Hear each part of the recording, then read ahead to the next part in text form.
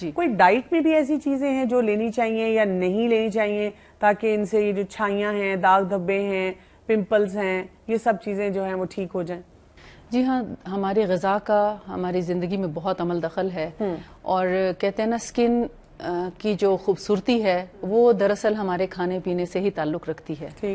اگر ہمارا کھانا، ہماری غذا جو ہے وہ متناسب ہے، متوازن ہے، تو ہماری جلد کے اوپر بیماریاں کم آتی ہیں۔ لیکن جب ہماری کھانے پینے میں بے احتیاطی ہوتی ہے یا اس میں ہم توازن نہیں رکھ سکتے، میٹھا بہت زیادہ کھا رہے ہیں یا گرم مسالے چیزیں، مسالے دار چیزیں، آئلی چیزیں، بہت آئلی چیزیں اور بہت زیادہ قسم کے گوشت، تو ایسے میں پھر سکن ریئیکٹ کرتی ہے۔ ٹھیک ہے، بہتر ہوتا ہے سبزیوں کا استعمال جتنا کثرت سے کیا جا سکے کرنا چاہیے، اور سبزیوں میں سے بھی سب سے اچھی سبزی جو ہے وہ کدو ہے۔ اچھا، کدو جو ہے، پمکن، یہ ہماری سکن کے لیے بہت ہی بہترین چیز ہے۔ جیسے آپ دیکھتے ہیں حضرت یونس علیہ السلام کے قصے میں کہ جب مچھلی نے ان کو نگل لیا اور ان کی سکن خراب ہو گئی تھی، تو اللہ تعالیٰ نے اسی وقت کدو کی بیل اگائی اور اس پہ کدو لگائے اور ان کو حکم دیا کہ اس کو لگاؤ بھی صحیح اور اس کو کھاؤ بھی صحیح۔ بالکل صحیح۔ اور آپ تھوڑے ہی دنوں میں بالکل ٹھیک ہو گئے۔ اور آج کل کے اگر ہم دیکھتے ہیں کہ بچے گھر آئیں اور اگر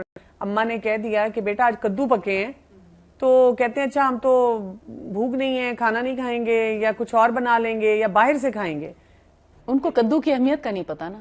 کدو تو ہمارے دماغ کے سکون سے لے کر بہترین نیند اور ذہنی سکون اور معدے کی جو تقویت ہے اس کو بحال کرتا ہے، بھوک بڑھاتا ہے۔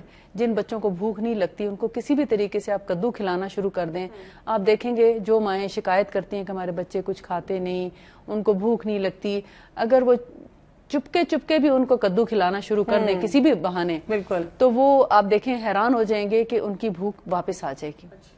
ہم نے کبھی بچوں کو چونکہ کدو نہیں کھلایا ہوتا، لیکن ہم شکایت کرتے ہیں کہ بچے جو ہیں وہ کھانا صحیح طرح سے نہیں کھاتے۔